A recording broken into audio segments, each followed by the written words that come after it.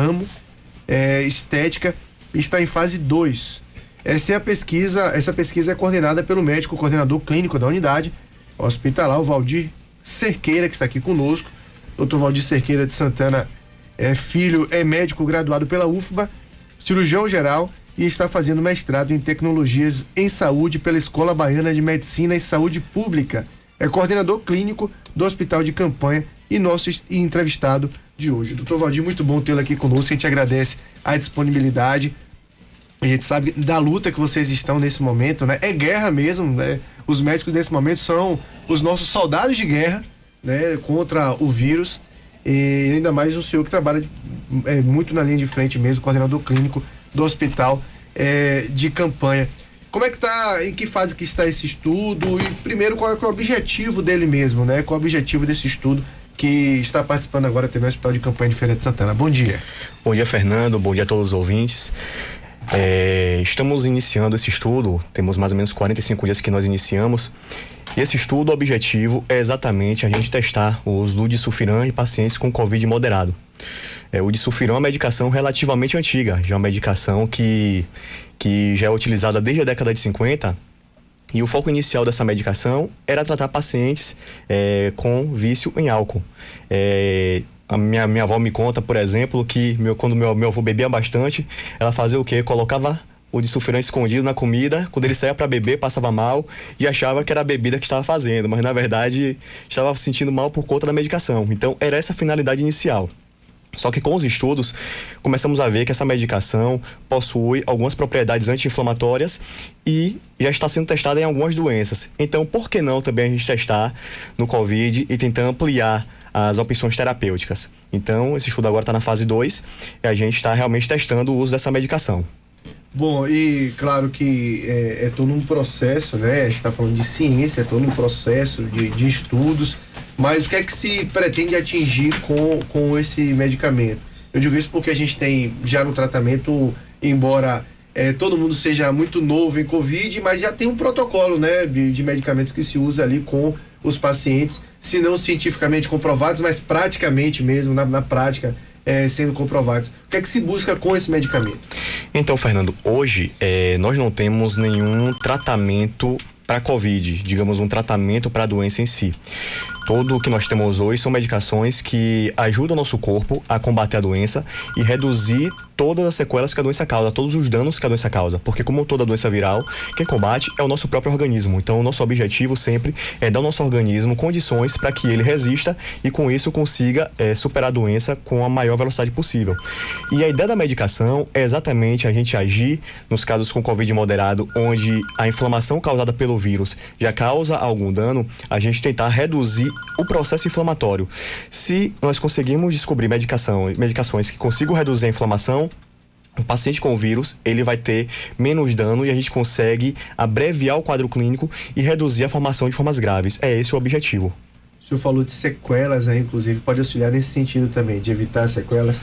Sim, se a gente consegue usar medicações que causam menos lesões, logo a gente vai ter menos sequelas. Que hoje a gente está vendo muito paciente chegando com tomografias muito mais alteradas, tomografias muito mais doentes do que a gente via no início da pandemia. Então, com isso, às vezes, mesmo sendo tratados, saindo do hospital, às vezes ainda saem precisando usar oxigênio com algumas limitações. Isso é muito importante de colocar. Então, a gente hoje não visa só tratar a doença, mas também tentar reduzir ao máximo possível sequelas para que o paciente volte o mais rápido possível à sua vida normal. Em cima desse assunto, doutor, a gente falava há tempo atrás aqui com o doutor Francisco Mota, também diretor do Hospital de Campanha, e ele falava que tem impressionado a quantidade de pacientes mais graves que têm chegado. Os pacientes têm chegado mais grave. É claro que eu vou fazer uma pergunta muito mais pela percepção de quem está na linha de frente do que se tratando de Covid. A gente tem muito pouco estudo, né, a respeito da doença. O vírus está mais forte, a carga viral está maior nos pacientes. Tem alguma coisa que já consiga explicar isso, doutor? Nós temos visto realmente que os pacientes têm chegado fazendo quadros mais graves, cada vez mais cedo e cada vez pacientes mais jovens. Então, no início, a gente se preocupava muito com os idosos, que não deixa de ser uma preocupação até hoje, mas a gente tinha uma tranquilidade com os jovens, porque normalmente os que adoeciam faziam quadros mais leves. Só que o que estamos vendo na prática hoje é que os pacientes estão chegando mais com quadros muito mais graves, apesar de idades jovens, com pouco tempo de doença, eles têm mostrado realmente essa gravidade. E isso realmente preocupa a gente. A gente já tem alguns estudos mostrando já que realmente a carga viral tem sido maior. Existem outras variantes, além da que tínhamos no início. Então, essas variantes parecem que fazem formas mais graves de doença, exatamente por ter uma carga viral maior. Quanto mais vírus circulando, mais inflamação, mais dano ao corpo e mais trabalho para a gente poder recuperar esse paciente. Bom, dentro desse estudo, qual o perfil do paciente, né, indicado para participar lá? Eu acho que tem as duas coisas, né? Primeiro, a concepção do próprio paciente, né? Ele está querendo participar, e o perfil do paciente. São pacientes mais graves, pacientes mais leves, são pacientes voluntários, de modo geral, como é que é isso? Pronto, para poder selecionar os pacientes, a gente parte de alguns pré-requisitos. Então, o paciente, quando ele entra na unidade, nós verificamos como está o quadro clínico do paciente, como ele está precisando de oxigênio, o quanto ele precisa de oxigênio, a idade do paciente também conta. Nesse estudo, nós estamos trabalhando com pacientes com mais de 50 anos, porque nós temos os dados que nós possuímos até hoje mostram que esses pacientes são aqueles que tendem a fazer quadros mais graves. Os jovens, apesar de estarem fazendo quadros graves, eles conseguem se recuperar com mais facilidade. Então, se o paciente jovem usa a medicação nesse momento, a gente poderia ficar na dúvida, poxa, foi a medicação que ajudou ou foi o fator idade que ajudou? Então, a gente trabalha com pacientes acima de 50 anos e que possuem comorbidades, diabetes, pressão alta, obesidade. Quando nós identificamos um paciente como potencial candidato ao estudo, ele é convidado a participar do estudo. Nós apresentamos para ele um termo de consentimento livre e esclarecido, onde todas as dúvidas do paciente são retiradas. Inclusive, checamos se ele tem hábito de beber ou se ele pode se comprometer a não ingerir bebida alcoólica durante um mês, a partir da data de início do estudo, porque essa nossa maior preocupação é o paciente beber e passar mal usando a medicação. Então, a gente conversando com o paciente, se ele concordar, a partir daí a gente passa por uma série de exames preliminares para poder confirmar que o paciente é elegível. Exames para poder verificar como está o rim, como está o fígado, e com esses exames em mãos, os exames estando ok, ele inicia o tratamento que a gente fala no caso do estudo, porque a gente não sabe se o paciente está utilizando a medicação ou um placebo, porque é um estudo duplo cego. Metade dos pacientes selecionados usam um placebo e a outra metade usa o disulfiram na dose habitual que já se faz para alcoolismo, por exemplo. Então é assim que a gente define. O senhor tocou num ponto interessante aí, parece besteira, mas não é, quando fala do uso da bebida alcoólica. A própria vacina, toda vez que a gente fala vacina, a primeira coisa que chega a pergunta aqui pelo WhatsApp da gente e tudo mais, depois da vacina pode ingerir bebida alcoólica, com quanto tempo depois? Esse é um medicamento que ele é para tratamento de dependentes do álcool, né? De pessoas que fazem uso do álcool. O senhor falou aí de pelo menos 30 dias, né, sem ingerir. É importante a gente falar isso, porque às vezes passa o sintoma, a pessoa acha que, não, já posso tomar uma cervejinha, um vinho. Tem esse protocolo a ser seguido, né, doutor? E por que a importância de seguir esse protocolo? No caso do estudo especificamente, a gente segue esse protocolo bem rigoroso, porque o disulfiram, ele age inibindo a quebra do álcool no organismo. Então, quando o álcool não é totalmente digerido pelo organismo, por assim dizer, as substâncias que ele gera, por não ter sido digerido totalmente, ela que causa mal-estar, que causa a sensação de dor de cabeça, de náusea, de vômitos, de rubor facial, que os pacientes que usam o disulfiram e bebem acabam tendo. Então, a nossa maior preocupação é que os pacientes não bebam, porque senão o paciente vai passar mal e vai atribuir à medicação o fato de ter passado mal, quando na verdade foi a ingesta de bebida alcoólica. E a ingesta de bebida alcoólica tem essa questão em relação às vacinas, porque realmente em algumas vacinas ele pode causar isso, alguns estudos mostram isso. Então a gente recomenda que pacientes doentes realmente evitem bebidas para poder não atrapalhar no tratamento. Então qualquer coisa que possa atrapalhar naquele momento de tratamento, a gente recomenda que não seja feito. Bom, doutor, a gente tem esse estudo sendo feito aqui em Feira de Santana e mais quais locais? Qual é o núcleo que está administrando de fato esse estudo? Hoje, esse estudo tem sido conduzido em um hospital na Califórnia, nos Estados Unidos, e além dos Estados Unidos, aqui no Brasil, apenas na Bahia. O Hospital de Campanha, o Hospital Espanhol, o Português e o Hospital da Bahia. O objetivo é alcançarmos juntos 200 pacientes. 200 vão para o grupo placebo, 200 vão para o grupo de sulfiram. E nesse período a gente vai fazer coleta enquanto o paciente estiver no estudo. Ele, durante 14 dias, ele passa por acompanhamento médico e laboratorial, é feita coleta de sangue regulares, tomografias regulares, consultas médicas em consultório para a gente poder avaliar como o paciente está. E com 28 dias a gente volta a entrar em contato com o paciente para confirmar como é que ele está. Estando tudo bem, a gente encerra o estudo. Mas por ser um estudo duplo cego, a gente não sabe até então se o paciente usou a medicação ou se usou um placebo. Essa informação só pode ser divulgada ao final do estudo, porque qualquer informação preliminar pode acabar atrapalhando a análise dos dados que nós obtemos. Então nós temos esse cuidado de não saber. Eu, por exemplo, como investigador principal aqui em Feira de Santana, eu não sei o que o paciente está utilizando. Só quem sabe é o pessoal que cuida da dispensação da medicação na sede em Salvador. Só eles sabem o que o paciente ou outro está utilizando. E é esperado o resultado desse estudo para quando, doutor? Nosso estudo está previsto para a gente trabalhar até outubro. A gente está estimando que até lá a gente vai chegar no total de 200 pacientes. Claro que isso pode ser abreviado a depender do número de pacientes que a gente conseguir recrutar nesse período. Por ser uma doença cíclica, momentos de pico como esse agora, nós temos um aumento maior de pacientes que entram no estudo. Quando a doença reduz, a gente tem uma redução nesse número. Além disso, existem critérios muito rigorosos para selecionar, o que acaba demorando um pouco mais. Mas nessa fase 2 do estudo, a gente pretende ter um total de 200 pacientes e a partir daí a gente vai poder fazer análise dos dados para poder verificar se a medicação foi ou não foi eficaz e discutir uma possível fase 3, caso a medicação tenha mostrado realmente um efeito relevante.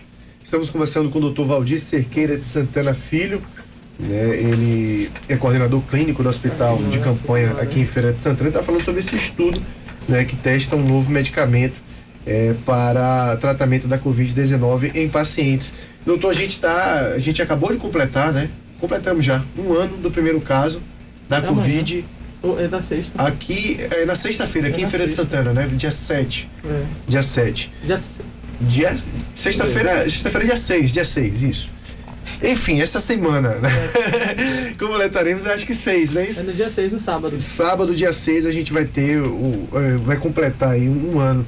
O quanto que a gente avançou no tratamento da Covid, como que a gente veio lidando com essa doença nesse ano, né? A gente sabe que 365 dias difíceis, mas acredito que para a própria comunidade médica de um desafio muito grande e de muito aprendizado também, né? Sim, nesse ano inteiro que a gente já passou enfrentando essa pandemia, muita coisa a gente aprendeu sobre manejo de paciente grave, verdades que eram verdades no início, agora não são tão verdades assim, e nós estamos realmente nos adaptando. É uma doença muito complicada de tratar, a gente vê pela própria lotação dos hospitais a nível de Brasil, a gente consegue observar isso, então não é uma doença fácil de tratar. E assim, hoje a equipe médica, de maneira geral, está muito mais preparada para poder lidar com o vírus, porque já sabe quais são as melhores estratégias terapêuticas, principalmente no paciente grave, o que é que o paciente responde melhor, o que pode ser feito, mas ainda há muitas perguntas a serem feitas. Doses de determinadas medicações, qual a melhor dose, melhor momento para colocar o paciente em ventilação mecânica. Então, algumas coisas ainda são discutidas, né, enquanto equipe médica. Todos os dias saem trabalhos novos, estudos novos. Não é uma doença simples de cuidar, não é uma doença simples de tratar. Por isso, a mensagem que a gente passa para a população sempre, que acaba sendo a coisa mais fácil e mais barata, é o uso da máscara e o distanciamento social. Então, isso aí é o principal. Então, a questão de você evitar aglomerações, evitar festas, reuniões de família, nesse momento, acaba sendo a solução muito mais barata para todo mundo. Então, a gente passa essa mensagem sempre. Manter o uso da máscara, a questão do cuidado com a lavagem e higiene das mãos, a questão do distanciamento, isso continua sendo um ponto importantíssimo e acaba sendo o ponto hoje que é consenso em todo o mundo, que são as coisas que realmente têm mostrado que conseguem frear o avanço da doença. Isso é bem sentido por vocês em ambiente hospitalar. Eu digo isso porque a gente teve, o próprio doutor Francisco falou aqui, né, quando a gente teve aquele carnaval que não existiu e muita gente resolveu fazer o próprio, que a lotação ia chegar por causa disso. E ele colocou como uma certeza, vai acontecer. E aconteceu agora, né? Essa semana a gente teve aí. É algo que é muito perceptível para vocês, quando tem uma data comemorativa, já se prevê que isso vai acontecer? Sim, a gente já fala, quando a gente começa a andar na rua, às vezes eu passo indo pro trabalho, ouvindo o trabalho, passo pela São Domingos, passo pela Fraga Maia, e aí a gente vê os bares lotados, restaurantes lotados. Então, às vezes dá até um pouco de sentimento de tristeza, realmente, porque a gente tá vindo ali de um dia duro de trabalho, cuidando de pacientes, às vezes tendo que dar notícias para familiares de que seu ente querido não vai voltar para casa, e a gente vê as pessoas se aglomerando de forma desnecessária. A gente sabe que existe já um cansaço, uma saturação da população. Todos nós estamos cansados. É uma doença muito cruel e que realmente um ano depois a gente ser mantido na mesma situação é cansativo. Mas é melhor estar cansado ou estar morto. Então, essa é a convicção que as pessoas precisam ter. A gente está vendo com frequência chegar familiares, às vezes famílias inteiras estão sendo internadas. Interna a mãe, depois interna um filho, depois interna um tio. Famílias inteiras estão sendo dizimadas por essa doença. E a gente vê. Teve uma festa, uma data comemorativa, a gente pode contar 10, 15 dias depois, a gente vai ter um aumento de casos. Isso é fato, porque infelizmente as pessoas ainda estão com aquela sensação, isso não vai acontecer comigo. Tem muita gente que ainda tem esse sentimento, não, vai acontecer com outro, mas comigo não vai acontecer. Isso aí, a gente pode ter certeza que passou uma data comemorativa, a gente vai ter aumento de casos. Olha que depoimento importante, né, de quem está na linha de frente, de quem já disse na mesma entrevista que os pacientes estão chegando mais graves, já tem estudo que mostra que a carga viral tem aumentado nos pacientes, né? Ou seja, tem mais vírus, tem mais chance de ser grave, tem mais chance de infelizmente até vir a óbito pela doença. Doutor, que esse estudo tenha sucesso, que a gente tenha sucesso em todo e qualquer estudo que diz respeito à Covid-19, claro, contando com a colaboração dos pacientes e da própria população de modo geral. Eu quero agradecer ao doutor Valdir Cerqueira de Santana Filho, coordenador clínico do Hospital de Campanha aqui em Feira de Santana, pela presença aqui. Muito bom tê-lo aqui. A gente agradece o tempo do senhor de vir aqui. Eu sei que o tempo do senhor, às vezes até para a família, deve estar faltando nesse momento, mas foi um momento realmente muito importante de a gente falar com a comunidade de Feira de Santana. Muito obrigado, Fernando. Estamos à disposição ali no Hospital de Campanha, sempre que precisa, para fornecer qualquer informação e para poder conscientizar e cuidar da nossa população.